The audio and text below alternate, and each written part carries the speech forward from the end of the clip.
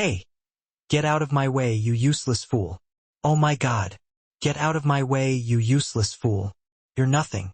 Shoppers in the crowded aisle jolted, twisting their necks. Eyes widened as a harsh burst of laughter and a wave of whispers followed the man who had delivered the public shaming. He didn't spare a glance backward. He was inflated with a casual pride. His cruelty absolute, utterly convinced that she was still the broken, powerless girl he had discarded years ago. But this time she didn't stumble. Not anymore. Emily stood perfectly still, watching him retreat. Her posture was tall, her gaze steady, concealing a secret so vast he would never, in his wildest arrogance, guess it. Her new husband wasn't merely successful. He was a global figure, a billionaire known for his quiet, unshakable power.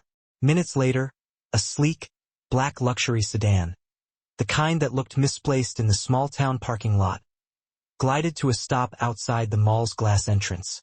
Out stepped three men in impeccably tailored suits, their collective presence an immediate, palpable force that commanded silence in the bustling shopping center. The very people who had watched Emily with pity just moments ago now stared at her in stunned amazement.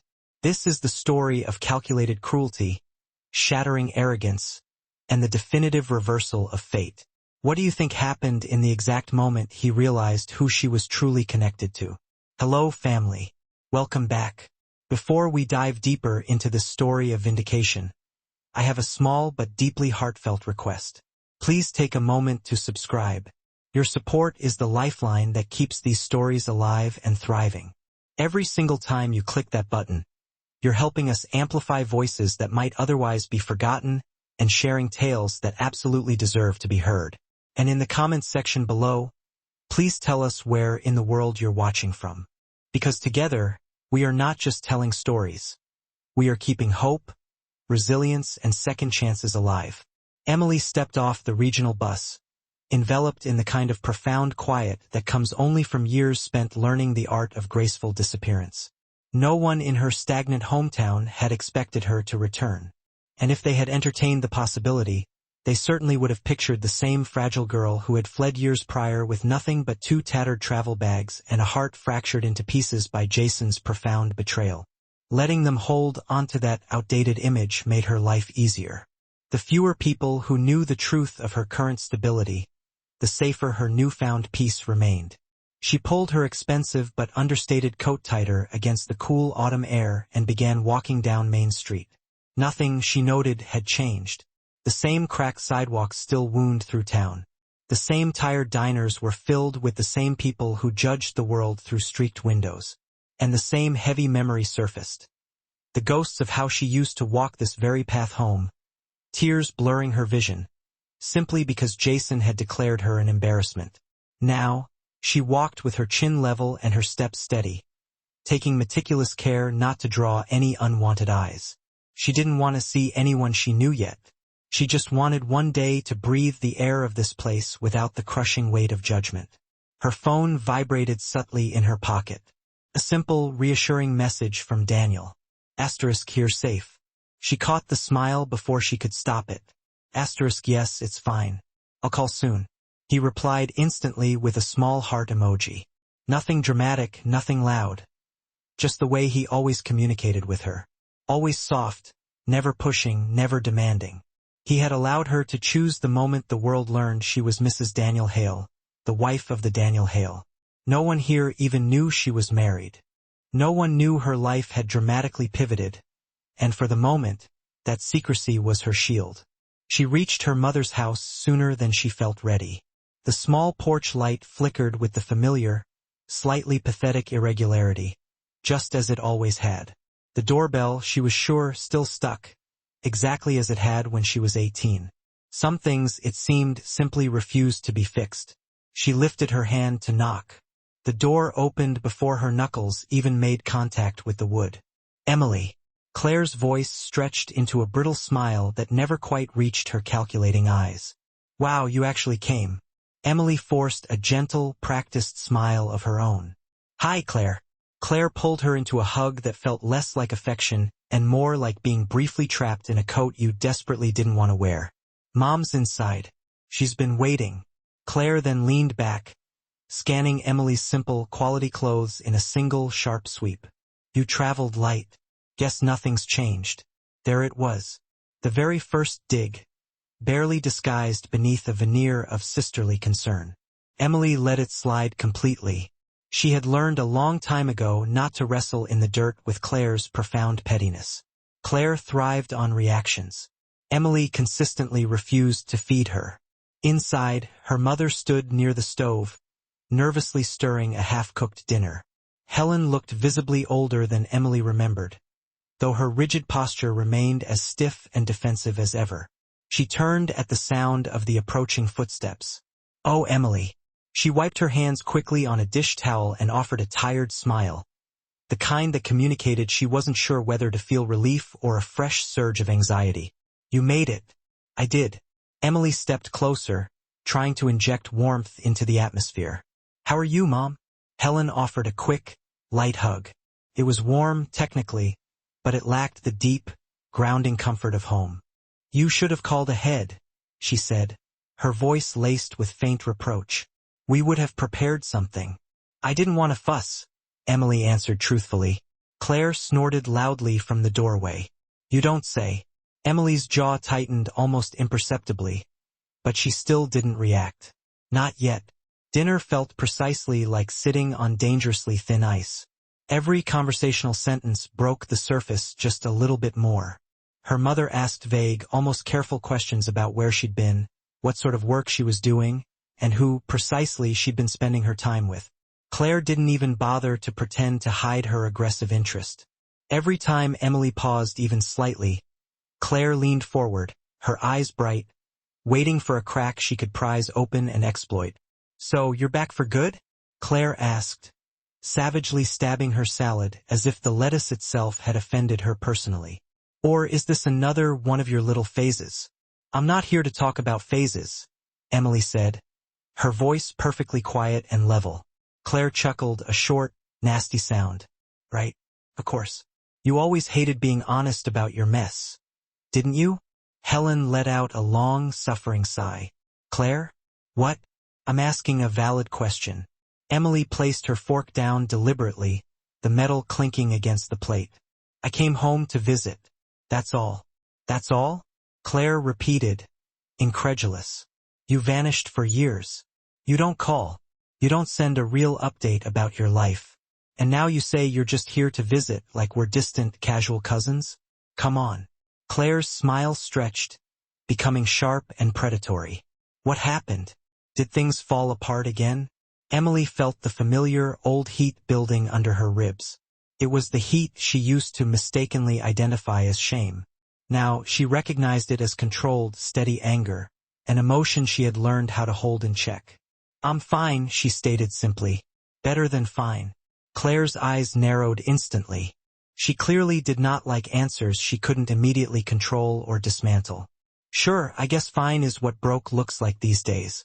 Helen reached out a tentative hand as if to physically stop Claire's onslaught. But Claire lifted her own hand, waving her off. "Mom, let's not pretend. Emily clearly doesn't have much to her name. She's not exactly operating with a full deck right now. It's okay to admit it, We're family." Emily kept her voice even, almost conversational. "What makes you think I'm broke?" Claire blinked slowly, genuinely surprised by the counter-question. "Well, aren't you?" She let out a short laugh, a sound that implied the very idea of Emily having achieved anything substantial was utterly ridiculous. Emily almost wanted to tell her. Almost. The truth sat right on the tip of her tongue. But she kept the secret safely tucked deep inside. She would reveal it when she chose to, not when she was maliciously baited. The conversation shifted uneasily, but the sharp tension never faded. Helen brought out a weak dessert, trying desperately to smooth things over, but Claire continued circling Emily like a starved shark, waiting for the first sign of blood in the water. After dinner, Emily gratefully excused herself to step outside for a much-needed breath of cold air. That was when she heard Claire's voice drifting clearly from the kitchen. Sharp, fast, and heavily whispering. She came back empty-handed. Claire stated with satisfied certainty. "I told you she would." She's still desperate and directionless. She'll be easy to use again. Emily froze instantly, her eyes lowering as each devastating word sank in. Jason's voice came next, low but perfectly clear, confirming her worst fears. Good. That's exactly what I need. If she's desperate, she'll take whatever little help I offer her. Emily's stomach twisted violently. Jason was in the house. Claire had knowingly let him in. They were discussing her as if she were merely a project, a transactional tool for their own benefit. Claire laughed, a dry, triumphant sound. Just play along. She trusts too easily, and she still sees the good in you somewhere. It's pathetic, honestly. Jason scoffed. She should. I took care of her for years. Emily pressed a hand hard against the hallway wall, steadying herself physically. Claire lowered her voice even further, conspiratorially. And you'll get another chance now that she's alone again. Jason sighed, sounding impatient. Maybe. Depends on how much she still hates me for before. Oh please, Claire scoffed. She still wants you. She's always wanted you. She'll take whatever scraps you toss her way. Emily shut her eyes tightly, not from approaching tears, but from the sharp, painful sting of recognition. Claire had maintained contact with him all these years. The same Jason who had humiliated her, openly cheated on her, and systematically painted her as the unstable one. The same Jason she had thought she had cut out of her life forever. She stepped back slowly, exercising meticulous care not to make a single sound. She absolutely did not want to walk in there and show them that she had overheard. She didn't want them to see how deeply and how fundamentally they had underestimated her. Behind her, Jason said something else that made Claire laugh hard again. She'll be easy to use again. Emily let out a slow, deliberate breath. No, they won't, she thought, a cold resolve settling deep within her. Not this time.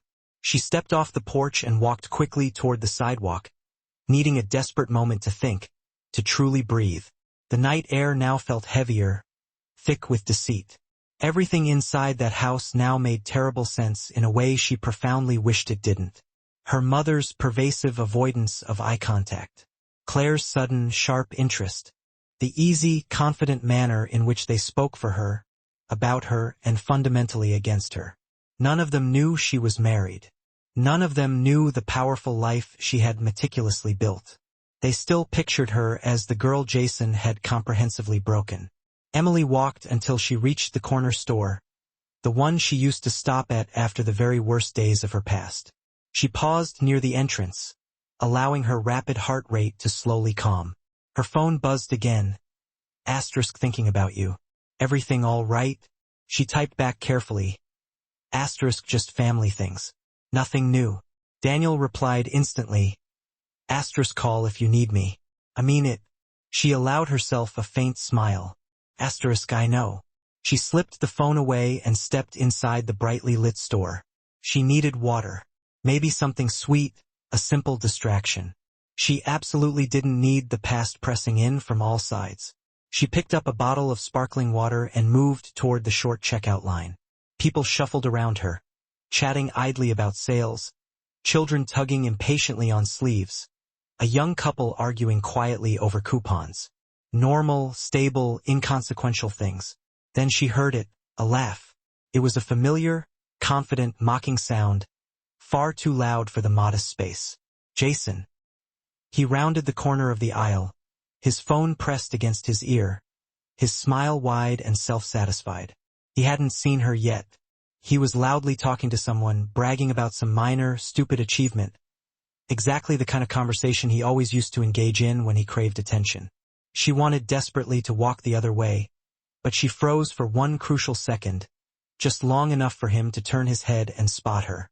Everything in his face instantly changed. Surprise first, quickly followed by a dark, smug satisfaction. Well, look what the wind dragged back. He hung up without saying a word of goodbye and walked toward her with an exaggerated swagger that made the nearby shoppers glance up curiously. Emily kept her expression perfectly calm, a mask of indifference. She absolutely did not want this scene. Not here. Not in front of strangers. Jason stopped directly in front of her, invading her space. Didn't expect to see you walking around like everything's normal. Figured you'd be hiding in the fetal position at your mom's house. She said nothing, simply holding his gaze. He smirked, annoyed by her silence. What's the matter? No comeback today? He stepped closer, dangerously close. Still soft, huh? That's always been your core problem. Still soft, still weak. Emily reached into the narrow space between them, ready to move aside, but he suddenly shoved her shoulder. Not hard enough to knock her over, but just enough to humiliate her publicly. Get out of my way, you useless fool. You're nothing. Heads snapped toward them. Someone gasped audibly. A cashier paused mid-scan, her hand hovering over a barcode. A little boy stared wide-eyed at the grown man who seemed so profoundly proud of his own nastiness. Jason chuckled, shaking his head as if pitying her. You still walk around like you're worth something. It's truly cute. Emily straightened slowly, calm, still, and completely controlled. She refused to bend. She refused to give him a single drop of the emotional reaction he so desperately craved. He waited impatiently for her to break, to cry, to apologize. She didn't. That annoyed him more than anything else. He scoffed loudly, dramatically, and then pushed past her aggressively, making sure the shove was public and visible enough for everyone to see. She watched him stalk away, her heart beating steadily, strongly. It wasn't shaking this time. It wasn't bleeding. She knew something Jason didn't. This confrontation would not end the way he expected. She turned to leave the store, ready to go back to the house, ready to properly breathe again. She didn't realize yet that he wasn't finished. He wasn't done trying to publicly humiliate her. And she didn't know that mere minutes from now, the entire mall would fall into an absolute, deafening silence because of her. But that moment had not arrived. Not yet. She stepped outside, the cool evening air brushing against her face. She checked her watch. It was almost time for Daniel's prearranged call. She wanted desperately to hear his voice, but not like this. Not when she still felt the remnants of Jason's cruel words lingering on her skin. She took one weary step toward her mother's house. Then she heard a familiar, sharp voice behind her. Emily. She knew instantly it was Claire before she even turned around. Claire walked quickly toward her, her cheeks flushed, a visible anger simmering just beneath the surface. What did you say to Jason? Emily blinked calmly. Nothing. Why? He just stormed past me like I ruined his entire life. Claire snapped, exasperated. I asked him what happened and he just said you were being dramatic again. Did you start something with him? Emily stared at her sister. No, I didn't even speak to him until he physically shoved me. You must have said something, Claire insisted, stepping closer, aggressive. Jason doesn't get that worked up over nothing. Ask him, Emily said calmly. Claire scoffed, dismissive. He won't tell me the truth. You know how he is. Emily raised a single brow slowly. I do. Do you? For the first time, Claire hesitated, the question cutting deeper than she had expected. Don't start with me. I'm trying to help you. By meeting with him behind my back? Emily asked, her voice low and dangerous. Claire instantly froze, her face betraying her guilt. Emily didn't need to say another word. The ensuing silence said everything. Before Claire could construct a response, Emily simply walked past her, dismissing her entirely. She didn't look back. She didn't see Claire's expression twist rapidly from irritation to genuine fear. And she didn't see Jason farther down the mall corridor, watching them both with a calculating, malevolent look that spelled definite trouble. She just kept walking, utterly unaware that every step she took was leading her toward the exact moment everything would turn. Emily returned to her mother's house, her thoughts running in tight, frantic circles. She pushed open the front door quietly, hoping to slip in unnoticed, but voices immediately floated from the living room. Her mother and Claire were speaking fast, nervous, their tones sharp and agitated, like they had been arguing intensely. Emily paused near the hallway, unseen, listening. I'm telling you, she's acting strange, Claire insisted. She didn't react to Jason at all. Not even a single tear. Helen's voice trembled slightly. Maybe she's stronger now, Claire. Stronger or hiding something. Claire shot back, instantly rejecting the idea. She's being quiet. Too quiet. Emily never comes home unless she wants something from us. Helen sighed. A sound of deep resignation. She's our daughter. That never stopped her from causing chaos before, Claire countered bitterly. Emily's chest tightened painfully. They genuinely believed a version of her that had never truly existed. And they spoke about her not as family to care about, but as an ongoing problem to manage. She stepped into the room before they could say anything more damning. I'm back. Both women jumped visibly, like children caught stealing forbidden treats. Claire recovered fastest, smoothing her dress. We were just talking about dinner. You disappeared so suddenly. I needed air, Emily replied simply. She looked at both of them, hoping desperately for something soft. Anything that suggested they actually wanted her back for real, not just for some ulterior motive. She found nothing but hard calculation. Helen reached for a glass of water on the small side table. Are you staying the night? I can quickly make up the guest room. Emily hesitated. She truly did not want to stay. She didn't feel safe here. Not with old wounds already opening and insidious secrets hiding in every single corner. But leaving now would inevitably cause questions she wasn't ready to answer. I'll stay, she finally said. Claire forced a bright, sharp smile. Good. Maybe we can talk tomorrow. Really talk. Emily nodded minimally but refused to trust the tone.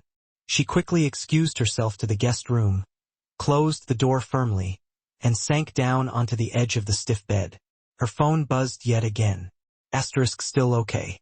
She stared at the message, her fingers hovering anxiously over the screen.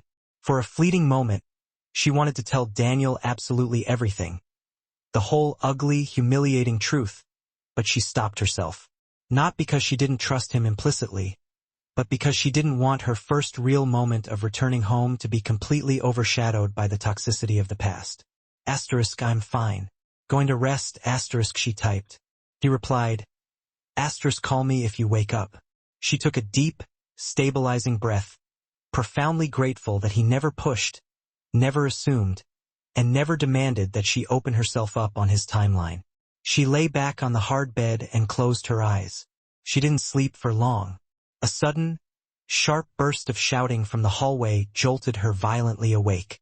Claire's voice rang through the entire house, furious and uncontrolled. How could you let her back in? She ruins everything. Emily sat bolt upright, her heart hammering against her ribs. She moved quietly to the door and cracked it open a fraction. Claire was aggressively pacing the hall, talking fiercely on her phone. No, Jason, listen. She's not the same girl. Something's clearly off. I'm telling you, she's gonna cause problems if we don't manage it now. Emily's breath stilled completely. Claire paused, clearly listening to Jason's response. Then find out. I don't know. Ask someone. She probably has no one left anyway. Emily closed the door silently again before Claire could turn around. Every word sank in deeper than she wanted to admit. Claire wasn't worried about Emily's well-being or safety. She was worried exclusively about Jason's nefarious plans and whatever shared, dark secret they were desperately trying to hide from her. Emily stood there for a long moment, the decision firming in her mind. She needed to get out of the house immediately. She grabbed her coat and slipped out the back door, quietly securing it behind her. The cool night air carried the soft, steady hum of traffic from the main road nearby. She walked toward the mall a few blocks away. It was open late, and she needed a public place, somewhere she could breathe without feeling judged or cornered by the oppressive walls of the past. Inside, the evening crowd moved lazily between the stores. Holiday sales signs glowed warmly from every window. People walked around laughing, carrying shopping bags, living the simple, uncomplicated lives she craved. Emily walked without looking at anything specific. She wanted to stop thinking. She wanted desperately to feel numb. But fate was not finished with her yet. She turned the corner into a wide, central aisle, and there he was again. Jason. He spotted her instantly before she could turn and flee. His eyes lit up with something mean, something eagerly predatory. He was still angry, still profoundly embarrassed that she hadn't given him the public drama he had demanded in the corner store earlier. He walked toward her with that same arrogant, possessive swing in his step, as if he still legally owned a piece of her soul. Emily stayed rooted to the spot, calm, unwilling to run or hide. "Well," he said loudly, making sure several nearby shoppers heard him clearly. "If it isn't the princess who thinks she's too good to talk to the common folk." Emily kept her voice steady, dangerously quiet. "I don't want any trouble, Jason." Jason laughed, a high, mocking sound. "Too late. You already made a complete fool out of me back there. You made yourself look that way." She corrected him, quiet but razor-sharp. His eyes darkened with fury. "You still have that nasty little attitude. No wonder everyone gave up on you." A few people nearby slowed their steps, their curiosity piqued. Jason stepped closer, lowering his voice slightly, but escalating his hostility. "You think you're somebody? You're not. You never were. You walked out on the only people who ever put up with you." Emily didn't move. She absolutely would not give him the satisfaction of seeing her flinch. He leaned in, his breath hot and unpleasant. "Do you know what your sister told me earlier? She said you came back broke and desperate. Said you have nowhere else to go. And she's right." Emily flinched involuntarily before she could stop the reaction. Jason saw it and instantly smiled, triumphant. "Still soft," he whispered cruelly. "Always soft." Then, louder, sharp enough for the forming crowd to catch every word. "Don't pretend you have pride now. You're nothing." He shoved her again, this time significantly harder. She stumbled back a full step, but she rigidly refused to fall. She planted her feet wide and stood tall, defiant. People stopped walking entirely.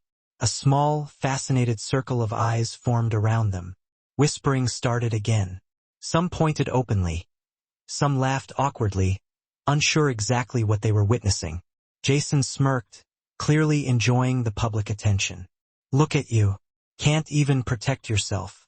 Emily straightened fully, her voice low, penetrating. "I don't need to protect myself from you." "Oh yes you do," he snarled. "You always will." She met his gaze with a calm, unnerving certainty he hadn't anticipated. "Not anymore." Something profoundly shifted in his expression. He hated that. He liked her scared, quiet, apologizing for things that weren't her fault. He opened his mouth to spit out yet another insult, but the loud, sudden sound of tires screeching outside the vast glass doors cut him abruptly short. Everyone, including Jason, turned toward the sound. A black luxury car, immense and commanding, rolled to a silent stop right at the curb. It wasn't flashy, but it was expensive beyond doubt, the kind of vehicle that didn't belong in this small, provincial town. Jason frowned, confused. "What the hell is that?" The doors opened simultaneously. 3 men in matching tailored suits stepped out. They moved with a singular purpose, each step confident, controlled, and possessing a powerful authority that instantly captured all attention. They were clearly not local mall security. They were not local police. They belonged to a world exponentially higher than anything contained inside this building. A heavy, absolute hush fell through the entire shopping space. Even the sullen teenagers who had been laughing at the confrontation went utterly silent. The men didn't look at anyone except Emily. Jason slowly followed their collective gaze and turned to stare back at her, his expression twisting with mounting confusion. Emily kept her face rigidly calm, though her heart pounded once, hard, against her ribs. She hadn't expected Daniel to send anyone. She had explicitly told him she was fine. But he must have discerned something critical in her earlier messages, something she hadn't consciously written. The men approached the entrance. The automatic doors slid open instantly. Their polished shoes echoed sharply across the quiet mall floor. Every single head in the building was turned. One of the men stopped directly a few feet from Emily and bowed his head slightly, a gesture of deep, respectful deference. "Mrs. Hale," he said clearly, his voice ringing loud enough for everyone around them to hear the profound formality. "We've come to escort you." Jason's face drained entirely of color. "Claire." who had just walked in from the other side of the mall, having tracked Emily down after their fight, froze mid-step, her shopping bag falling silently to the ground. She stared from the three powerful, expensive men to the magnificent car outside, and then back to her sister. Side of the mall froze in place. The noise of the busy Saturday afternoon seemed to dissolve completely, leaving a vacuum of oppressive silence. Helen, behind her, looked less like a protective sister and more like a frightened passenger, clutching her expensive purse against her chest as if its weight could anchor her in reality. Emily stayed still for a long moment, allowing the heavy silence to settle like dust, letting the unsaid truth solidify in the space between them. When she finally moved, it was only a slight exhalation, slow and deliberate. She looked straight at Jason, her voice cutting through the tension, clear and completely final. "My husband is waiting." Jason's mouth actually fell open, a caricature of disbelief. Claire's eyes blew wide, tracking every muscle twitch in Emily's face.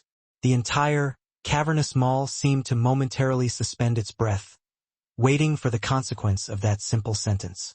If you haven't subscribed yet, we'd love for you to join our community by hitting the subscribe button. Through our stories, we build hope and give a future to children and women who have been abused all over the world. Motivate us by subscribing and turning on your notification bell so you never miss a story that matters. Also, let us know in the comments where you're watching from and how did this story speak to you. People whispered Daniel's name, the sound rippling through the crowd even before he fully stepped into view.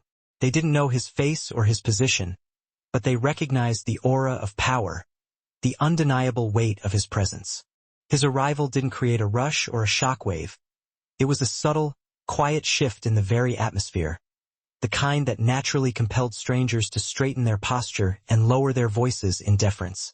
Daniel walked in with measured, perfectly calm steps. Nothing about his movements was hurried. Nothing was performed for drama. His eyes bypassed the gawking crowd, Jason's aggressive stance, and everyone else. They went straight to Emily. The second he reached her side, Emily felt a physical release, the tightness in her chest loosening. He didn't make a display, simply reaching out to touch her arm gently, a quiet, almost clinical check for injury. "Are you all right?" he asked. His voice was soft, pitched low enough not to carry, yet possessing a steely resonance that commanded attention. She offered a small nod. "I'm fine." He held her gaze for a beat, scanning her face for any lingering distress, before turning his attention to Jason, who tried desperately to inflate his chest but looked visibly deflated under the scrutiny. Daniel's expression remained utterly neutral. There was no bombast, no rage, no raised voice, just a silent, concentrated intensity that felt far more chilling and dangerous than any fit of anger. "What happened?" Daniel directed the question only to Emily. Before she could articulate a response, Jason lunged forward, forcing a tight, panicked laugh that sounded brittle and fake. "This is all just a ridiculous misunderstanding. I didn't know she had company waiting for her." Daniel didn't even grant him a glance. "Emily," he prompted again. She gave a brief, utterly calm answer. "He shoved me." Jason visibly stiffened, shaking his head quickly, the denial tumbling out uncontrollably. "It wasn't like that. She was in the way and the place was crowded and she took it wrong." Daniel's jaw didn't shift, but his eyes narrowed microscopically, achieving a terrifying sharpness. The change was so subtle, yet so potent, that two teenagers standing nearby instinctively took a large step backward. "If you put your hands on her," Daniel stated, his voice still low, "even once, that is enough." Jason swallowed hard, his Adam's apple bobbing. "You've got the wrong idea." Emily didn't add another word. Her silence, measured and absolute, cornered Jason more effectively than any accusation could have. Daniel let the oppressive tension hang for another moment, allowing the weight of his unspoken threat to settle, before turning back to Emily. "Do you want to go home?" "Please," she whispered. He gave one crisp nod. Immediately, the small contingent of men who had materialized with him closed in smoothly, creating an impermeable protective bubble around the couple. The curious crowd seemed to dissolve, parting like water before them. Jason watched the seamless efficiency of the exit with rising, frantic panic. He took a clumsy step forward. "Wait, Emily, did you tell him anything? About us, about the past?" Emily looked at him without the slightest flicker of emotion. She offered no reply. That silence was a profound rattle to his confidence.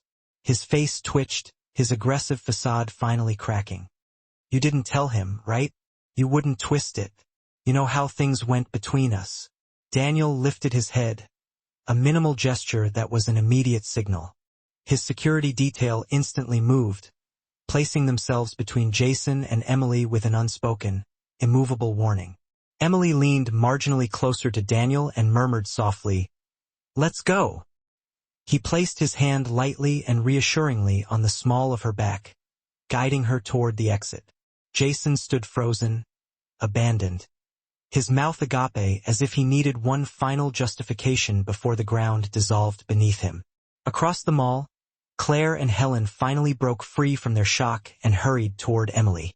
Claire's voice was strained and brittle. "Emily, wait. We need to talk. We didn't know. You should have told us." But Emily kept walking, allowing Daniel's presence to draw her forward. He did not spare the sisters a single glance. His absolute silence wounded them far deeper than any harsh word. As they stepped outside toward the waiting, pristine black car, Claire grabbed Helen's arm with a desperate, painful grip. Helen gasped from the sudden pressure. "She's lying," Claire whispered fiercely, her voice tight with denial. "She has to be lying. There is absolutely no way she married a man like that." Helen stared, her composure utterly shaken. "Claire, please lower your voice." "No!" Claire hissed, her disbelief hardening into spite. "Did you see those men? They called her Mrs. Hale. That cannot possibly be true. Emily married to someone like him? She must have tricked him or something. She couldn't have actually earned that." "She wouldn't," Helen whispered, trying to reassure herself. But the seed of doubt, planted by Claire, was already taking root. Claire pulled out her phone, her movements sharp and agitated. "If she won't tell us the truth, we'll find it another way. I know someone who works with a reporter. They'll dig until something cracks." Helen looked utterly horrified. "Claire, that's going too far." "Not if she's lying," Claire shot back, tapping furiously on the screen. "And honestly, I bet everything she is." Emily didn't hear any of it. She slid into the plush back seat of the car beside Daniel. The door shut with a heavy, final sound, sealing the chaos outside. For a moment, she didn't speak. The physical sting of Jason's shove still registered on her skin, but the deeper, throbbing ache came from what she had been forced to overhear earlier. The way her family had immediately sided with Jason, the casual, dismissive way they still talked about her, treating her like a fragile, dependent creature who couldn't stand without someone else holding her up. Daniel reached for her hand, his touch infinitely gentle. "You don't need to talk about anything until you're ready."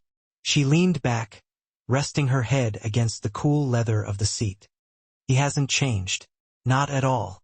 "No," Daniel agreed, his voice a steady rumble of observation rather than judgment. "Men like him rarely do." Emily felt her shoulders drop, the tension she hadn't realized she was carrying finally dissipating for the first time all evening. The driver pulled smoothly away from the curb, and the imposing structure of the mall quickly disappeared behind them. After several minutes of comfortable silence, Daniel looked at her again, his expression searching. "Emily, that wasn't the first time he behaved like this, was it?" She understood the real question he was asking. She shook her head slowly. "He treated me badly for years, but back then, everyone believed him, even my own family." Daniel's gaze softened with profound understanding. "And now?" She managed a sad, brief smile. "Now they still believe him." Daniel did not reply immediately. He watched her for a long, reflective moment, before saying in a low, resonant voice, "I am sorry you went through that alone. It's different now," she said, looking at the safety of his profile. "I'm not alone anymore." His hand tightened around hers for the briefest second, a reassurance that spoke volumes without needing a single speech. When they reached her mother's house, Daniel got out with her. Claire and Helen stood on the porch waiting, both pale, both clearly making a tremendous effort to look calm and composed. Claire stepped forward with a confidence that felt overtly forced.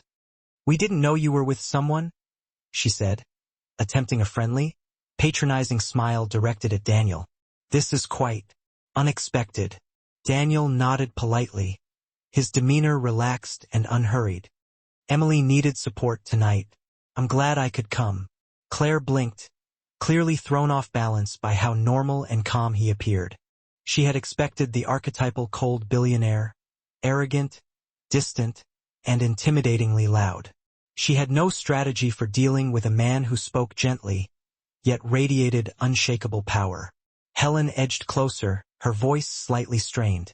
"We're glad she has someone." Emily looked closely at the exchange, reading every nervous twitch, every swallowed, tentative word.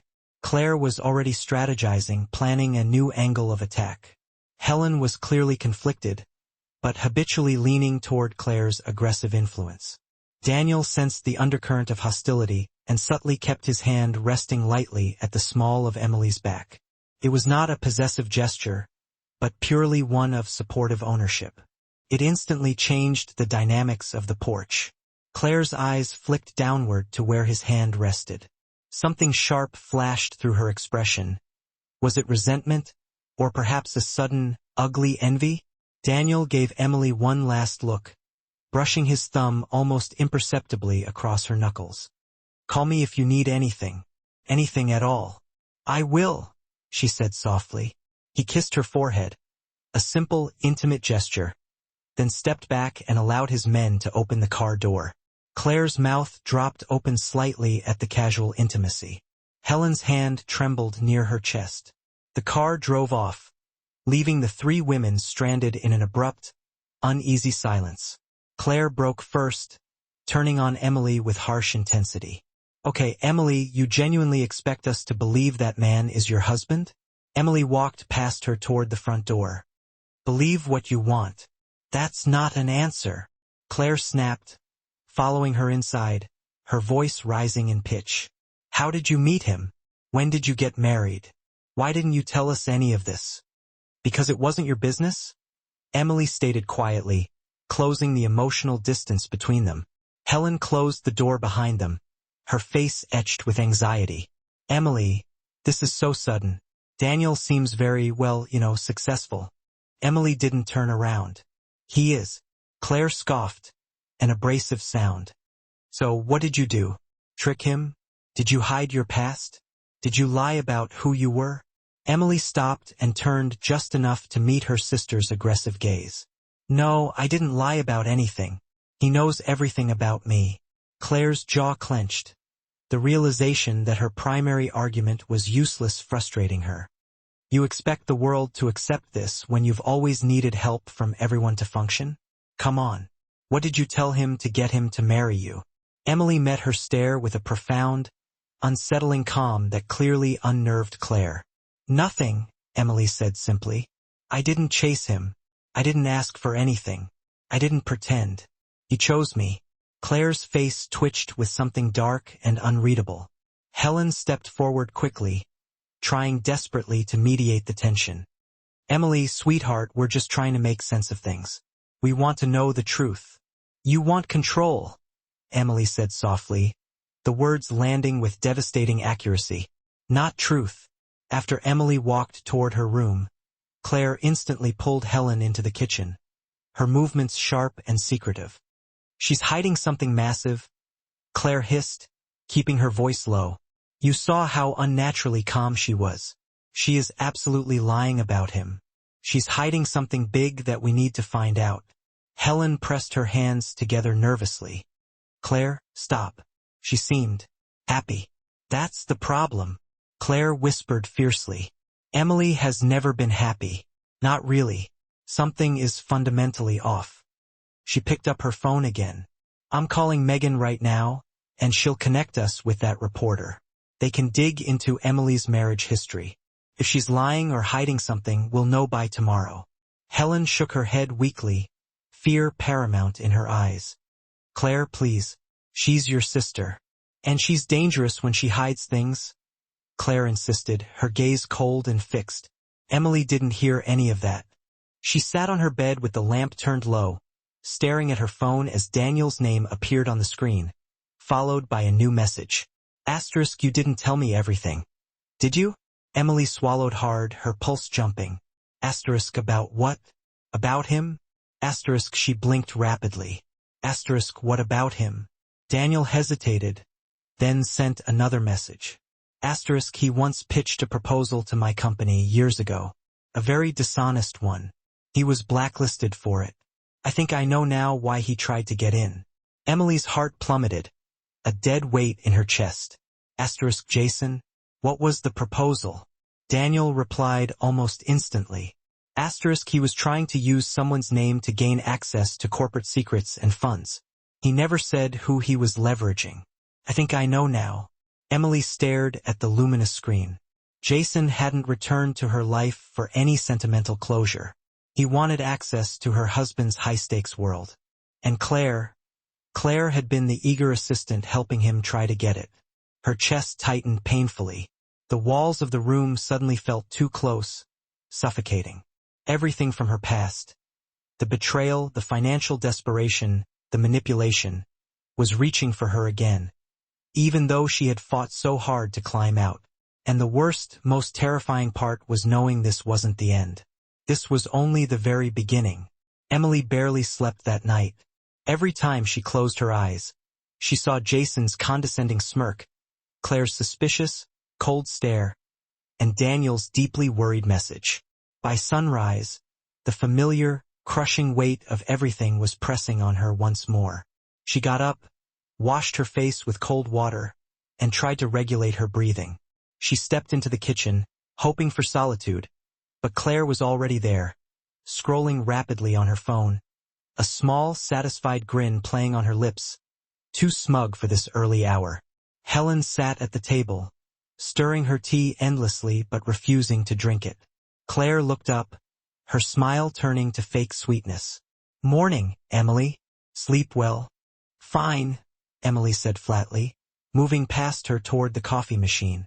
Claire leaned her elbows on the counter, adopting a casual, investigative posture. You know, it's interesting. I searched Daniel last night. Your husband is basically a ghost. Rich, incredibly private, barely any photos available. It's almost like he's too perfect to be true, wouldn't you say? Emily kept her back to her.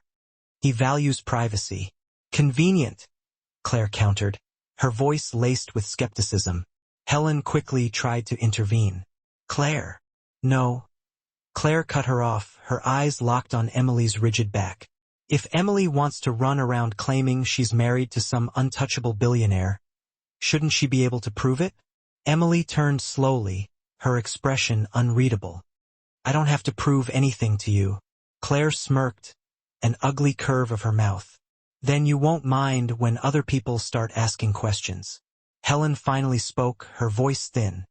Claire, enough. Emily didn't stay to hear more of the inevitable escalation. She walked out of the house and onto the porch, taking a long, deep breath of the cool morning air. Her phone buzzed in her hand. It was Daniel. Asterisk, are you all right? She answered honestly, without evasion. Asterisk, not really. Asterisk, want me to come get you? She closed her eyes, leaning against a pillar. Asterisk, no, not yet. He paused before replying. Asterisk, then tell me what you need. Emily wished desperately that she knew. Everything felt complex and horribly tangled. She started walking, determined to clear her head. The morning air helped momentarily, but her thoughts remained a chaotic mess. She reached the small, familiar coffee shop she used to frequent when life felt overwhelming. It still had the same comforting aroma. It still felt like a temporary hiding place. She ordered a drink and found a quiet corner booth. As she sat, lost in her thoughts, a voice startled her. Emily? She looked up. It was Katie, an old coworker from years ago, someone who had sat with her on lunch breaks and listened with growing concern as Emily first complained about Jason's monumental ego, long before Emily realized the true, toxic depths of his betrayals. Katie, Emily said softly. Katie rushed forward and hugged her tight. A genuine embrace. I heard you were back in town. How have you been? Wait, no, let me guess. Jason already made your life hell again. Hasn't he? Emily managed a tired smile. Something like that. Katie sat across from her, leaning in conspiratorially. He hasn't changed. Actually, he's worse now. Thinks he's some business genius. Brags about his past like he's actually proud of it. Emily's stomach tightened painfully. What exactly does he brag about? Katie leaned closer, lowering her voice. You. Emily froze, every muscle locking up. Katie sighed, her gaze sympathetic. Look, I didn't know how to tell you back then, and you were already dealing with too much, but Jason used to brag about cheating on you long before you found out. He told people, men in the office, that you were just practice until he found someone with real value. Emily went completely still, her fingers tightening into white knots around the hot cup. Katie reached out tentatively. I'm so sorry, Emily. He talked about you like he owned you. It was awful to listen to. Emily swallowed, battling the quiet, familiar ache in her chest. She thought she had grown past the core of that hurt, but hearing the truth spoken out loud, stripped of Jason's charming lies, still cut deep. Thank you for telling me, Emily said softly. Of course. Katie hesitated. Are you okay? Do you need anything? Emily forced a small, fragile smile. I'll be fine. She paused, then added, not yet. She left the shop and stepped outside, letting the cold air hit her face, willing it to clear her head. She desperately wanted to call Daniel, to hear his voice and let it steady her, but something deep inside resisted. She needed to anchor her own strength before leaning on his again. She walked slowly, meticulously thinking through the layers of deceit. Jason cheated on her long before their breakup. He bragged about it, treating her like disposable practice. And now he had returned to her life pretending concern, pretending he wanted gentle closure. But he didn't want closure. He wanted access. Daniel had confirmed it last night. Jason had tried to leverage someone's identity to get into Hale Corporation, and the timing perfectly matched when he started calling Emily again. Jason didn't want her. He wanted her connection. A slow, controlled anger began to rise in Emily for the first time in years. Not sadness, not fear, just clean, clear fury. Her phone chimed again. She checked the message. It wasn't from Daniel. It was a news alert. The headline hit her like a physical punch to the chest. Asterisk local woman allegedly manipulates reclusive CEO into sudden marriage. Sources claim troubled past and financial motives. Emily's hands shook uncontrollably. She opened the article. There were grainy photos of her from the mall. Pictures of Daniel cropped in a way that made him look menacingly distant and cold. Quotes from unnamed sources claimed she had a history of unstable behavior and desperate, clingy tendencies. Someone had fed them lies, and that someone was close. Her heart pounded against her ribs. She called Daniel. He picked up on the first ring. Emily, did you see it? She whispered the answer. Yes. His voice was instantly steady, radiating calm strength. We can shut this down immediately. I'll issue a statement right now. No, Emily said, a new resolve hardening her voice. Wait, I want to see how far this goes. I want to see who else turns on me. Daniel exhaled slowly on the other end. Emily, don't let this hurt you more than it already has. It already does, she admitted. But I need to know the truth of who I'm dealing with. There was a long pause. I'm here, he finally said. Whatever you decide, I'm here. She hung up and fiercely wiped her eyes before the tears could form. When she returned to her mother's house, Claire and Helen were anxiously waiting in the living room. Claire jumped when she saw her. Emily? Oh wow. So that article? That's just crazy. We had absolutely nothing to do with it. Helen nodded fast, eyes wide. Nothing. Claire's throat.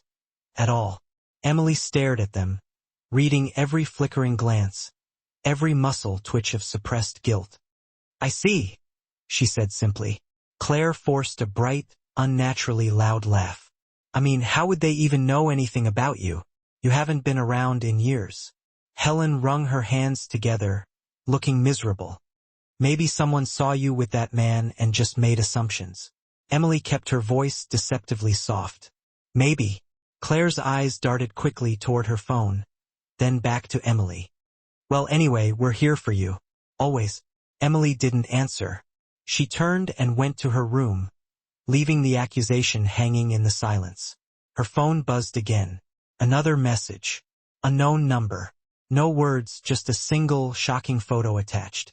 Emily's breath hitched in her throat. It was Jason and Claire. Not a candid shot from today, not recent. It was old. Jason's arm was draped around Claire. Claire was leaning into him. His hand settled casually on her waist. Her smile soft and secret. Their heads close. Too close for comfort, too close for friendship. The truth hit her with the sharp, sickening force of ice water. Jason hadn't cheated on her randomly. He had cheated with Claire. And Claire hadn't just betrayed her now with the media leak. She had betrayed her from the very beginning of her relationship with Jason. The betrayal wasn't new. It wasn't recent. It wasn't accidental. It had been a calculated choice that started before Emily even realized she was losing them both.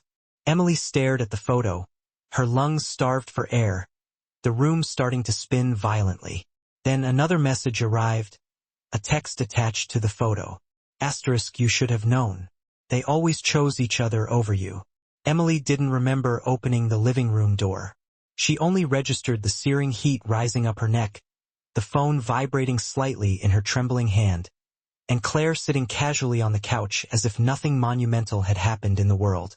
We need to talk, Emily said, her voice unnaturally low and steady. Claire looked up with mild annoyance, not guilt. About what now? The ridiculous article? Emily held the phone out. The photo glowed brightly, a sickening centerpiece between them. Explain this. Helen leaned closer, squinting, trying to make sense of the small image. Is that you and Jason? Claire's expression did not flicker the way an innocent person's would. Instead, her jaw tightened instantly and her eyes hardened, becoming defensive. She looked cornered, but arrogant enough to pretend she wasn't. Where did you get that? Claire asked sharply, trying to seize control of the conversation. It doesn't matter, Emily said, her voice remaining level despite the roaring in her ears. Explain why you were with him like that. During the time I was with him, Claire scoffed, dismissing the evidence with a wave of her hand. Oh please, it's an old picture. That's your explanation? Emily's voice cracked, not with volume, but with a sharp edge of pain. You were cheating with him while he was supposedly committed to me. Claire crossed her arms over her chest, digging in aggressively. You pushed him to cheat. Emily blinked, momentarily stunned into disbelief. What? Helen stood slowly, anxiety radiating from her rigid posture. Girls, maybe we should all calm down. No! Claire snapped, throwing her hands up. She wants the truth. Fine. Jason and I got close because you were impossible to deal with. You cried constantly. You accused him of cheating all the time. You smothered him. What did you expect him to do? Emily stared at her sister, unable to believe the deflection. Not betray me with my own sister. Claire lifted her chin defiantly. He needed someone stable. Emily felt something inside her crack permanently. You were with him while telling me he was loyal? You were both lying to my face? You were too dramatic to hear the truth, Claire said dismissively. Emily turned to Helen, desperate for one person, one maternal figure, to see the appalling reality of the situation. Mom, you didn't know about this? Helen rubbed her forehead, avoiding Emily's gaze. I thought they were just friends. You believed her?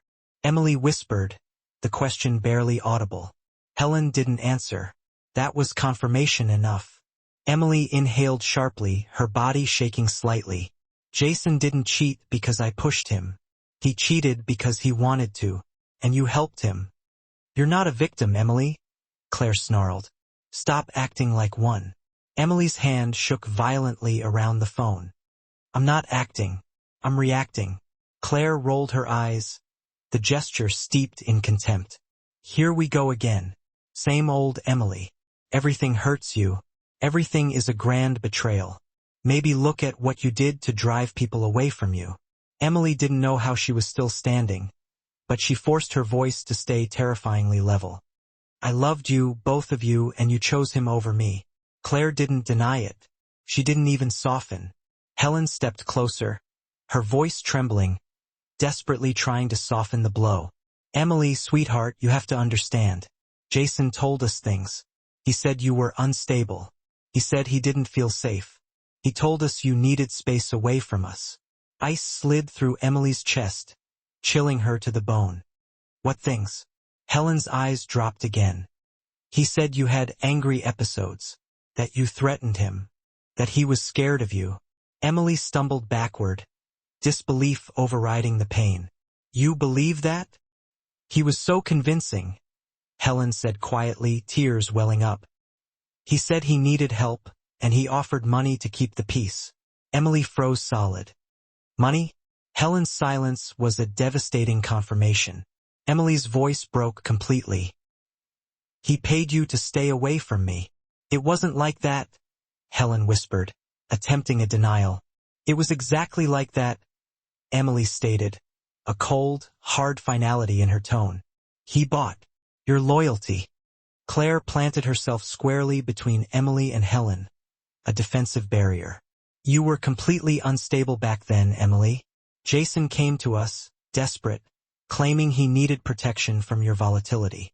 Emily let out a single brittle laugh, a sound scraped clean of humor.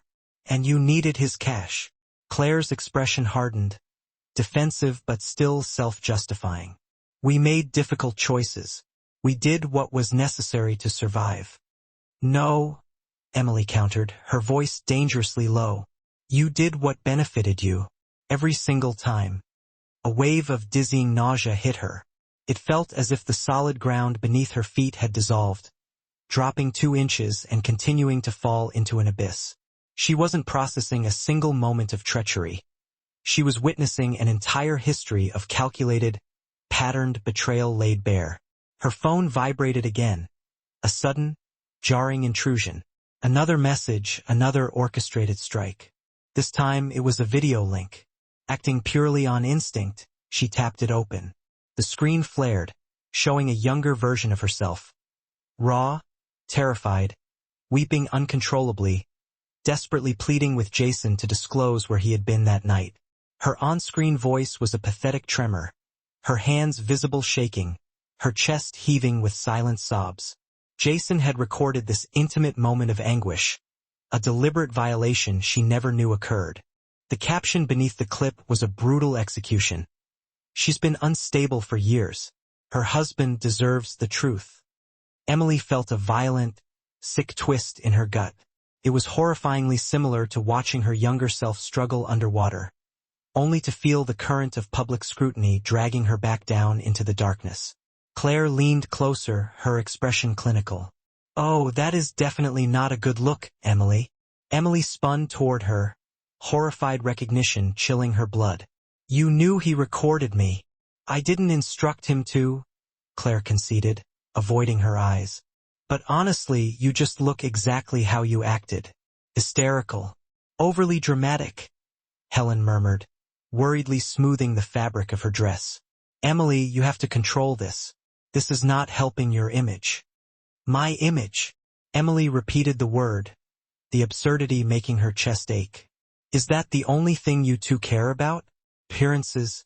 Her phone went into full meltdown. A relentless torrent of notifications. Comments, shares, vitriolic messages, and mocking digital laughter from countless strangers. She slammed the screen shut. The air in the room felt too thick to inhale. Without a word, she spun on her heel and walked out the door, not risking a single backward glance. Claire's voice snagged briefly behind her. A sharp, meaningless sound, but Emily didn't register the words. She simply kept walking until she reached a stretch of residential street quiet enough for the frantic chaos in her head to settle. Her phone vibrated again. Daniel. *Emily. Where are you? I saw the video. Asterisk she swallowed down the panic, the dryness catching in her throat. Asterisk I need time. Asterisk she sank onto a cold, concrete curb, burying her face in her hands. She wasn't crying, not yet. She was too deeply numb, too saturated with the shock, too completely hollowed out to shed tears. Then, another notification appeared, an alert she didn't recognize. Dead alert. She clicked it with morbid curiosity. The details swam into focus. A credit card account, opened years ago using her maiden name. Debt piled into the thousands. A second account. The third. A fourth. Emily's heart lurched, skipping a ragged beat. Her identity had been systematically stolen and exploited, not in a careless, recent error, but over the course of years. And only one tight circle of people had ever had access to the old, archived documents she had carelessly left behind when she moved away, her family. Her breath caught in a sharp, painful stutter. Daniel's name flashed on the screen again. Asterisk Emily. What is happening?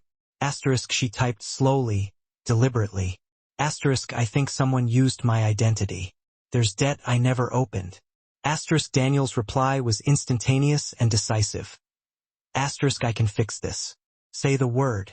I will clear everything tonight. Asterisk no. She whispered aloud, shaking her head. Asterisk not yet. Asterisk she meant it fiercely. She had to witness the exact, horrific depth of this betrayal before she would allow anyone, even Daniel, to sanitize the mess. She hauled herself up, wiped the grit from her face, and turned back toward the house. Though her body still shook with residual shock, she was done being voiceless, done cowering, done letting them define her narrative. Inside, she found Helen hunched over, whispering urgently to Claire. They fell instantly silent as she entered, guilt registering subtly on their faces. Emily looked at them, and for the first time, she saw them with absolute, devastating clarity. There was no remaining flicker of hope, no love, no lingering familial attachment, just unvarnished truth. The sight cut deep, yet it simultaneously ignited a cold, steady flame within her. She walked straight past them toward her old bedroom.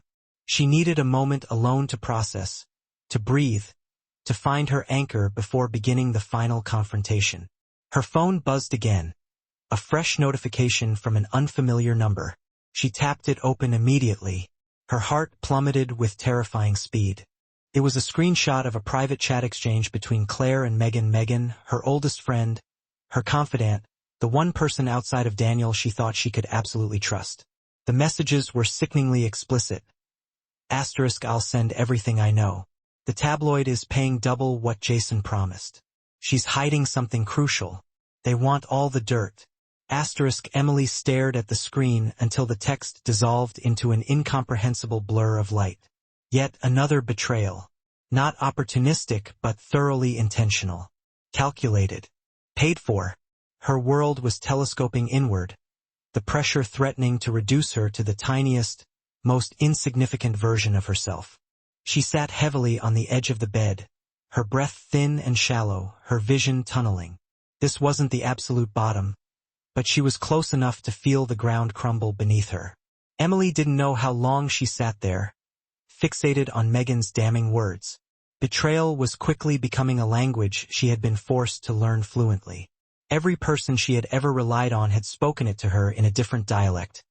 Claire with the sharp edge of jealousy, Helen with the paralyzing fear of judgment, Jason with pure cruelty, and now, Megan with cold, unfeeling greed. Her phone buzzed again. Daniel. Asterisk Emily, please answer me. I'm worried. Asterisk she typed slowly, her fingers stiff. Asterisk I'm okay. I just need space. Asterisk he paused before replying. Asterisk I can come there right now. Just say yes. Asterisk Emily wiped the dampness from her face. Asterisk not yet, please. Asterisk she needed this moment to stand entirely on her own 2 feet, perhaps for the very first time in her life, before she allowed herself to lean on anyone else. When she finally emerged from the room, Helen was waiting in the hallway. Her mother's eyes were anxious, her hands twisting together compulsively. Emily, your sister's upset. Things got out of hand. Emily didn't slow her steps. I am not discussing this right now. Helen followed her, trailing guilt. We didn't mean to hurt you. We were confused. We truly thought Jason needed help. Emily turned, her voice dangerously quiet. You believed him more than your own daughter. That wasn't confusion, Mother. That was a choice. Helen flinched back, but Emily felt no compulsion to soften the blow. She was utterly exhausted from always being the only one who bent. Claire appeared around the corner, holding her phone. Her expression was tight, irritated, wounded entitlement gleaming in her eyes. Are you going to keep blaming us for everything you ruined? Emily met her stare, unblinking. You stole my boyfriend, took money from him, called a reporter on me, and opened financial accounts in my name. I didn't ruin anything, Claire. I just finally saw the truth. Claire's lips twisted into a snarl of denial. You always exaggerate. Mom and I were just trying to... Stop lying. Emily's voice sliced through the air, sharper and stronger than she had intended. I am done pretending. Claire's carefully constructed mask finally cracked. You're unbelievable. No, Emily said quietly. Just awake. She walked out the front door before either of them could formulate another word. She had no destination, only the urgent need for distance before she drowned in the sheer volume of everything she had uncovered. Outside, the evening air felt thin and sharp. She sat on the front steps, letting the heavy silence press against her. Her phone vibrated in her hand. A new message, this time from Megan herself. Emily, please don't freak out. I can explain. Emily stared at the text until a sharp, white-hot anger burned away the numbness inside her. Explain what? She typed. That you sold my private life for money? A significant pause followed.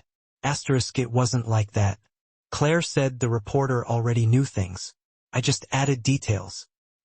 You added messages I trusted you with, Emily replied, the betrayal stinging anew. You sent photos from my worst, most vulnerable moments. Megan answered quickly, desperately. I needed the money, and Claire promised you wouldn't find out. Emily almost dropped the phone. The sheer, chilling lack of remorse hit harder than the initial act of betrayal. We're done, she wrote. Don't contact me again. She blocked the number immediately, before Megan could reply. She leaned forward, elbows on her knees, head sinking into her hands. She felt hollow, exhausted, lost in a way she hadn't experienced since her early 20s. Back when Jason had convinced the entire world that she was the problem, and everyone readily believed him. Her phone rang. Daniel again. She let it ring, but the sound cut deeper with each persistent cycle. When she finally answered on the fourth try, her voice was a fragile thread. Daniel. His voice softened instantly, relief evident. Where are you? Outside, she whispered. At the house. I'm coming now. Please don't, she said quickly, desperately. I need time to think. Daniel hesitated, sensing the edge of her distress. Tell me what happened, please. Emily swallowed hard, the bitterness of the truth filling her mouth. Everything. Jason used my family. My family took money to push me away. My friends sold my secrets. And now there's debt in my name that I never opened. Daniel breathed out slowly, a sound of measured resolve. Emily, let me fix this. Let me help. She shook her head, though he couldn't see it. If you fix it, I'll never know who did what. I won't know the full truth. Daniel whispered. The truth hurts you. Emily rested her forehead against her knees. It hurts either way. He was silent for a long moment, then softly he spoke again. There's something I didn't tell you. I was trying to protect you, but maybe I should have told you sooner. Emily stiffened, a cold premonition running down her spine. What is it? Daniel sighed, heavy with regret. I knew about Jason years before you told me anything. I didn't know who he was to you then, but I knew he was dangerous. I knew he had tried to use someone's identity to gain access to Hale Corporation data. And when we met, I suspected it was you he was targeting. I wanted to warn you, but I didn't want to intrude on your life without your permission. Emily felt the world tilt again, drastically off-center. Daniel, you knew something about him and never said anything? I didn't want to come into your life as another man telling you what to do, Daniel said quietly. I was trying to respect your autonomy, your independence, but perhaps I chose wrong. Emily's voice trembled with hurt. You should have told me. You should have trusted me with the truth, Daniel. I'm sorry, Daniel said, his apology clearly genuine. I truly am. Emily's chest rose and fell unevenly. She didn't doubt his sincerity. She didn't doubt his care, but she suddenly felt the overwhelming weight of every silence around her. Every withheld truth. Every decision made for her without her consent. I need time, she whispered again. Please, Emily. His voice was pained and desperate. Don't shut me out. I'm not, she said softly. I just need to breathe. She hung up before he could respond. Her hands shook uncontrollably. She walked aimlessly down the street without direction, without clarity. She didn't know what she would say to Daniel next. She didn't know who she could afford to trust anymore. She barely trusted herself to hold the fragments of her life together. Her footsteps slowed only when she heard someone call her name. Emily, she froze. Jason stood at the edge of a small parking lot, leaning casually against a street lamp like he had all the time in the world. His smile curled into something cold and predatory. He stepped closer. Rough day, sweetheart? She didn't speak. Jason moved with slow, confident strides until he stood mere inches from her. Your husband is going to be very disappointed soon. Emily felt her stomach twist into a knot of loathing. Get away from me. Jason chuckled, unimpressed. Relax. I'm just giving you a heads up. When he learns the truth about you, he'll run so fast your head will spin. There is no truth you can use against me, Emily said firmly. Not anymore.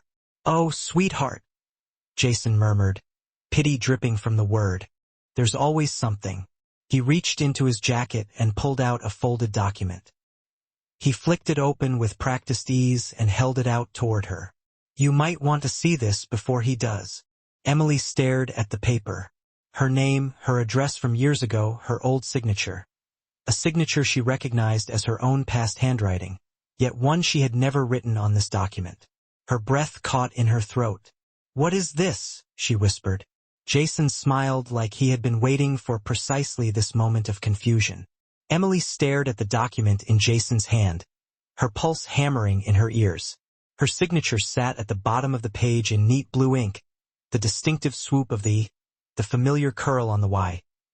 Identical to the way she used to sign everything before she left this place. But she had never seen this paper before, never signed anything like it. What is this? She whispered again, the cold fear tightening its grip. Jason smiled, reveling in her confusion. A transfer authorization. Looks official, doesn't it? She forced herself to breathe, to fight the panic. Transfer to who? He held it up slightly so the weak street light illuminated the details. To me, from Hale Corporation. Her stomach dropped violently. That's insane. I've never had access to Hale Corp accounts. I've never even... That's what makes this fun, Jason said softly, leaning closer. Daniel's board won't care whether you claim it's forged. A signature is a signature, and with the right timing, people will believe anything about a woman with your messy past. Emily's voice finally caught fire. Why are you doing this? Jason stepped closer, his smirk widening. Because you walked away. Because you think you found someone better than me. And because you conveniently forgot who taught you everything you know about love. Emily recoiled, spitting the words back. You didn't teach me love. You taught me survival. Jason laughed once, cold and sharp as fractured glass. Well, survival is what you'll need now. She clenched her jaw. Daniel won't believe this. Jason tilted his head, feigning sympathy. But everyone else will, the public, his investors, his board. You're already trending as an unstable wife with a messy past. This document is the last push. Daniel will have to protect himself eventually. Emily shook her head, refusing to let fear swallow her entirely.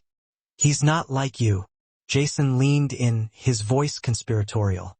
Everyone is like me when their reputation is on the line. Emily stepped back, refusing to let him see her break down. I won't let you win. Sweetheart, he said, tucking the document back into his jacket. You already lost. I'm giving Daniel a copy tonight. Emily didn't wait. She turned and walked away fast, breaking into a frantic jog. She could hear Jason calling her name, but she didn't stop. Her breath came quick and tight as she hurried down the quiet, darkening street. The lights blurred. The cold cut through her coat. She fumbled for her phone and called Daniel. He picked up instantly. Emily. Her voice shook badly. He's trying to frame me. Where are you? Daniel's tone instantly dropped into something firm, authoritative, and focused. Near Oak Street. Jason showed me a document. He forged my signature. It says I approved a transfer from your company. I've never seen anything like it. He said he's giving a copy to your board. There was a pause, not of fear, but of rapid, decisive thought. Emily, he said quietly, listen to me. Go somewhere safe. I'm coming now. Daniel, I believe you. Those 3 words, simple and unwavering, made her knees weak with relief. You don't even know the details. I don't need them. You didn't do this. Her eyes filled with unshed tears. He thinks you'll choose your company over me. Daniel's voice grew steady, stronger than steel. I choose you. Always. She let out a shaky breath, one hand pressed to her temple. I don't understand why he's doing all this. Why now? Daniel exhaled slowly. Because he's desperate, Emily. And because he thinks you're the same broken girl he left all those years ago. Emily closed her eyes. I'm not. I know, Daniel said. And soon everyone else will, too. Minutes later, headlights pulled into view. Daniel stepped out of the car before it had completely stopped. His expression carried none of the hesitation or doubt Jason promised she'd see. He walked straight to her and cupped her face in his hands. Show me what he gave you. Emily nodded and quickly pulled up a photo she took of the document the moment she walked away from Jason. Daniel studied it under the harsh street light. His jaw tensed, but not in confusion, in recognition. Finally, he said, I know this. Emily blinked, shocked. What? This signature forgery? Daniel explained, his gaze unwavering. Jason tried it once before on someone else years ago. Her breath caught. You've seen this. I've seen his work, Daniel said. He tried to use your name when he pitched a proposal to Hale Corporation. I didn't know then that it was... He cleared his throat. But the handwriting, the formatting, the chain of accounts, everything is exactly the same. Emily felt a shock run through her. You knew he forged my name before? I suspected, but I didn't have solid proof, Daniel admitted. He looked at her softly. I was waiting for you to be ready to talk about your past. I didn't want to force anything. Emily swallowed, guilt pressing hard against her ribs. I thought you were hiding things from me. He brushed a thumb across her cheek. I was waiting, not hiding. She leaned into his palm, her heart aching with complicated emotions. What do we do now? We investigate, he said simply, resolutely. We gather evidence.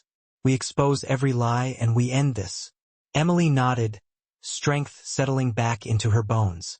When they reached the house, Claire and Helen were still standing by the door, faces tight with palpable worry. Not for Emily, but for themselves. Daniel didn't bother with polite greetings. Where are the financial papers? Helen stammered, bewildered. What papers?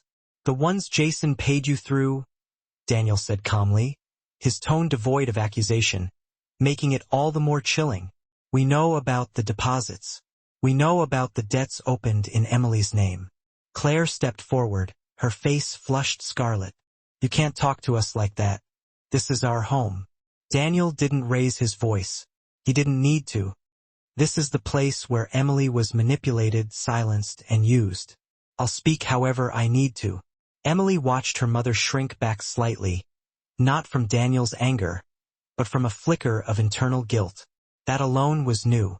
Helen whispered, shaky now. Claire, we can't keep lying. Claire whipped around, eyes flashing fury. Mom, stop talking. You need to tell the truth, Helen pleaded shakily. He already knows. No, Claire hissed. He thinks he knows, but he doesn't know everything. Daniel took a slim folder from the inside of his coat. Actually, he said, opening it slowly. I do. Claire's voice cracked, high and thin. What's that? Phone records, Daniel said. Transcripts. Payments from Jason. Calls between you and the reporter. The forged accounts in Emily's name. And recordings of you discussing the signature transfer. Helen gasped, putting a hand to her mouth. Recordings. Daniel nodded once. Your conversations weren't as private as you thought. Claire's face drained entirely of color. You can't prove anything. Daniel stepped slightly aside, allowing Emily to see the folder's contents. She froze. At the top was a detailed image of her forged signature. Below it, timestamped screenshots of Claire texting Jason about getting rid of Emily for good. Something inside Emily went utterly still, cold, and devastatingly clear. Claire, she said softly, you did this? You orchestrated this? Claire shook her head violently, desperate for denial. No, Jason told me to send those documents. He planned it, not me. Daniel met Emily's eyes, offering the final, crushing truth. He didn't plan the forgery. She did. Emily felt the reality settle sharp and certain in her soul. Claire wasn't Jason's victim.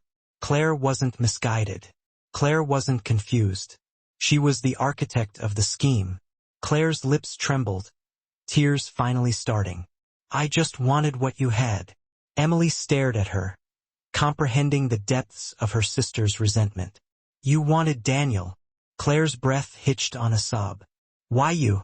You were always the weak one, the emotional one, the one who needed fixing. You don't deserve someone like him. Emily took a slow, steady breath. So you tried to destroy me. Claire stepped back, defensiveness replacing the tears. You don't understand. If you were out of the way, he would have seen me. Daniel didn't flinch. I never would have. Claire's face twisted with pure rage. You don't know that. You would have chosen me. I'm the strong one. I'm the one who does what needs to be done. No, Emily said softly, firmly. You're the one who hurts people to feel strong.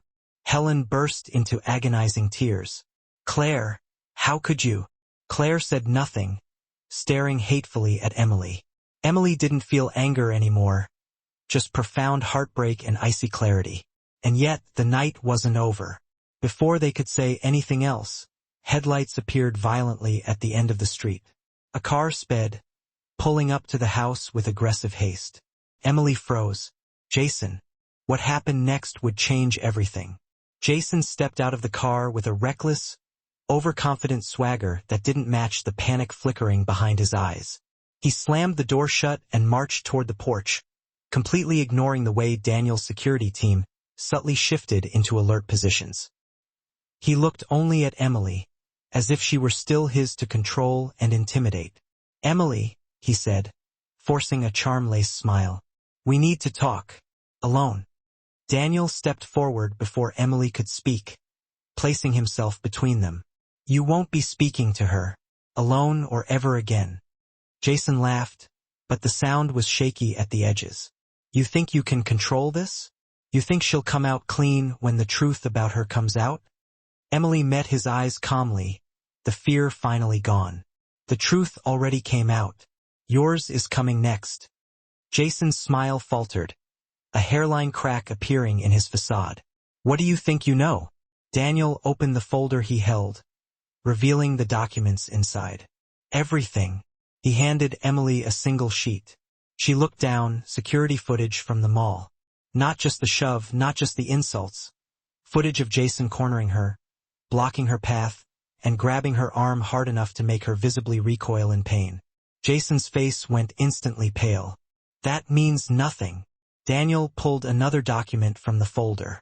Signed statements from witnesses who heard you explicitly threaten her. Jason's jaw clenched. People lie for money. Daniel held up a third document. A transcript of your calls to the tabloid. Your voice, your number, detailing her secrets. Jason froze completely.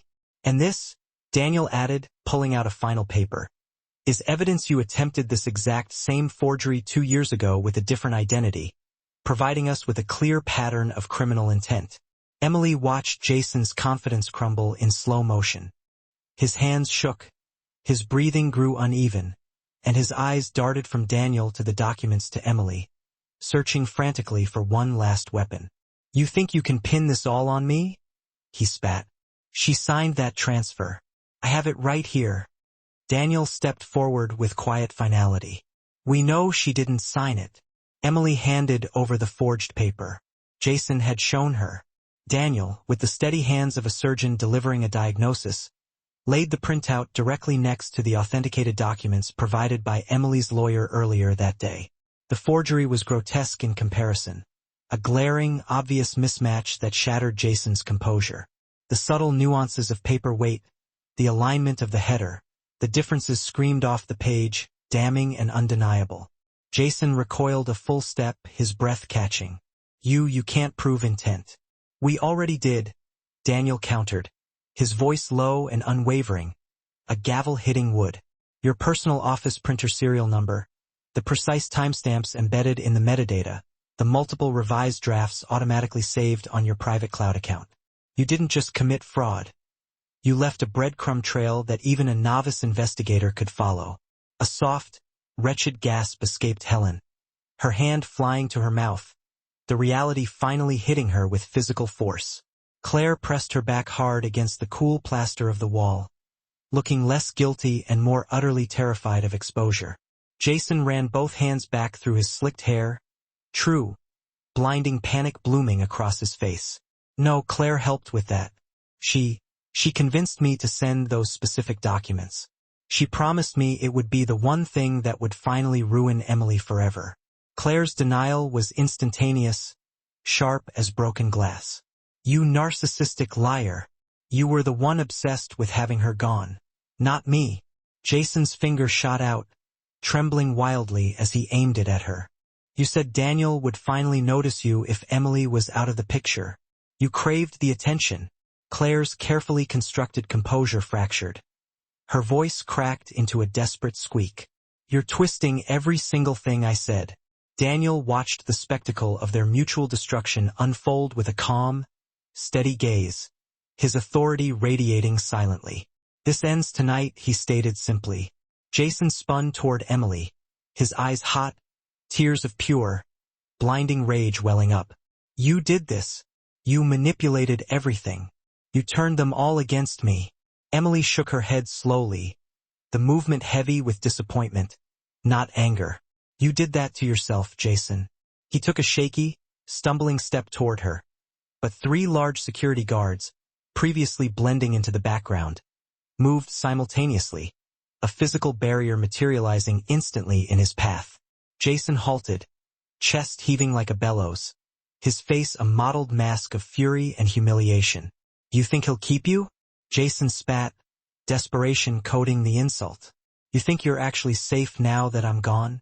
Daniel stepped smoothly between them, neutralizing the space.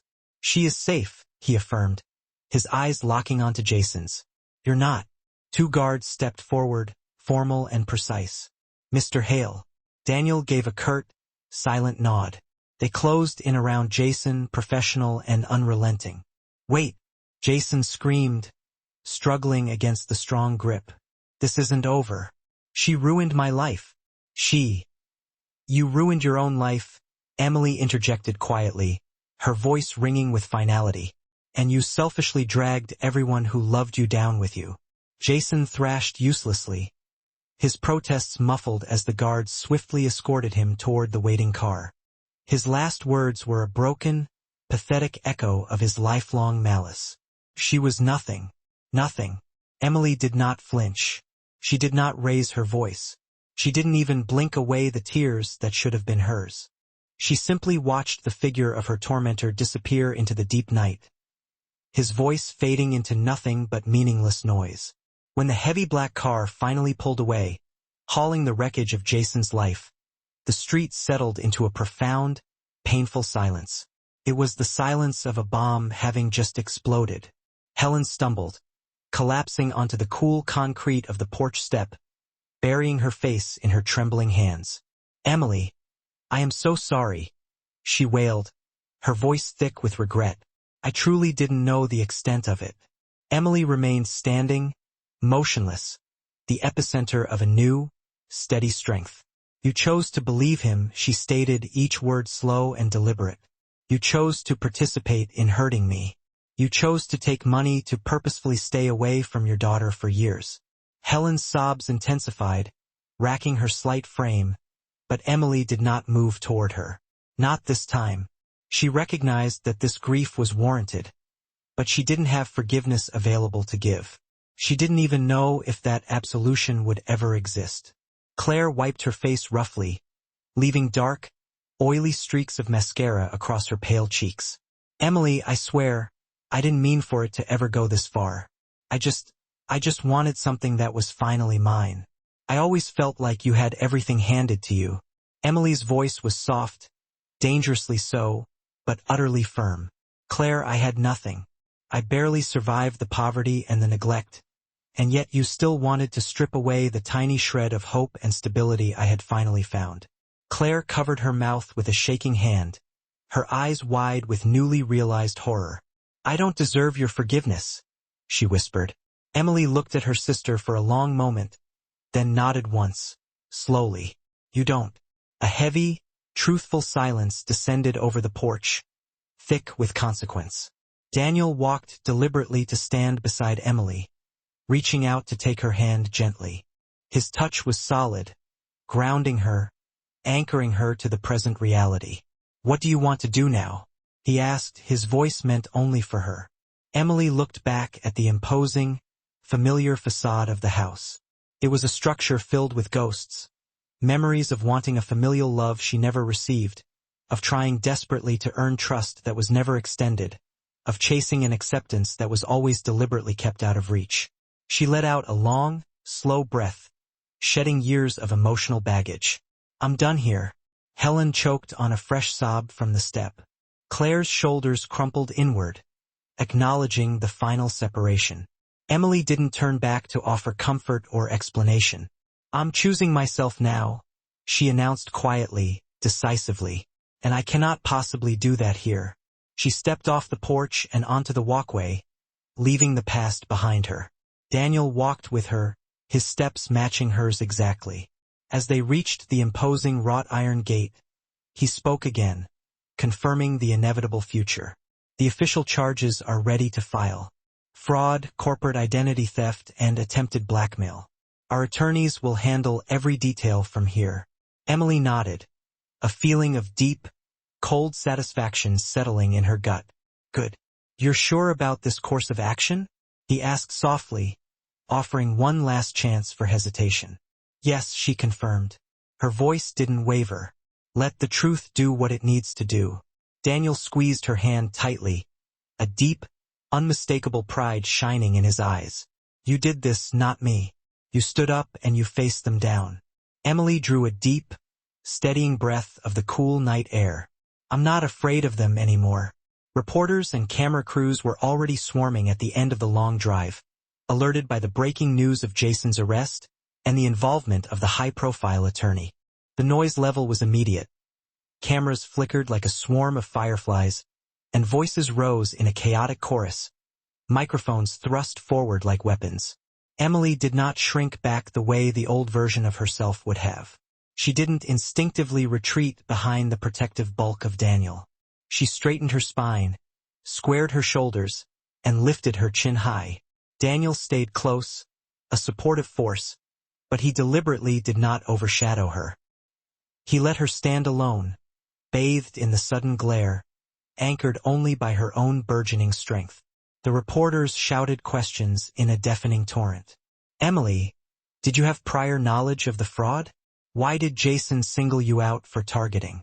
How do you feel after this profound family betrayal? Are you afraid that even more secrets are going to come out?" Emily lifted her voice, making sure it carried clearly. It wasn't loud, but it was absolutely certain. The truth has come out, and that is enough. A sharp, final question sliced through the retreating chaos. For Emily, what is the single greatest lesson you've learned from all of this? She paused, letting the silence stretch for a powerful, deliberate moment. Her answer came from a place far deeper than fear, deeper than her old hurts, and deeper than immediate anger. Cruelty is loud, she stated, gazing directly into the lens of the nearest camera. It is desperate, and it is usually born of greed. But self-respect is quiet, steady, and certain. People who mistake that silence for weakness usually learn the truth far too late. The scrum of reporters fell silent for a stunned beat, processing the gravity of her words. Daniel looked at her with a warmth and admiration she felt radiating down to her very bones. The cameras flashed, recording this pivotal moment of transformation. Emily didn't blink. She didn't hide. She stepped forward, deliberately moving into the light, completely unafraid. Her past finally rendered powerless to touch her. And just like that, she walked straight into the life she had finally and irrevocably chosen for herself. My flat sings vipers to the sky.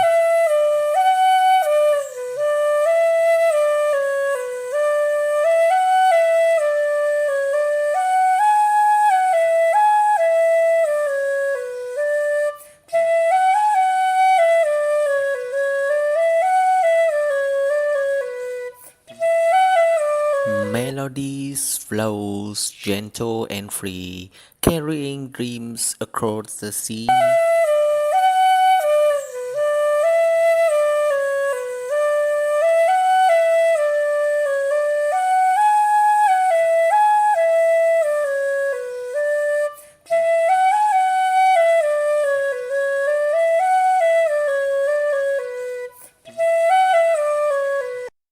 In every note a piece of me, forever here in harmony.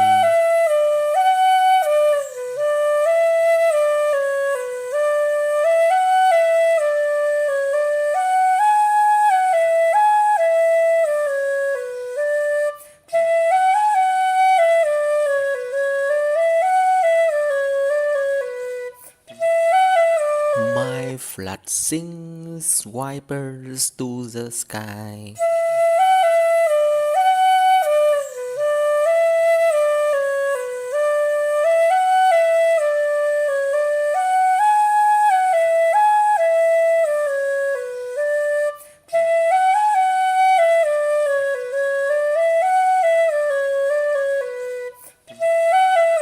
Melodies flows gentle and free, carrying dreams across the sea.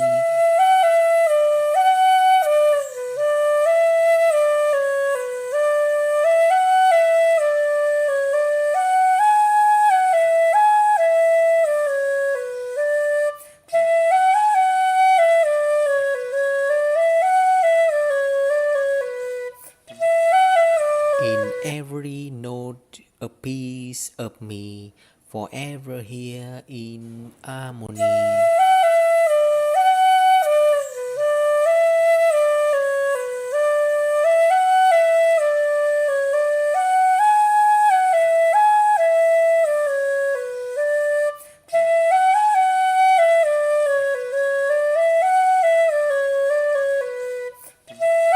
Music lives inside my heart.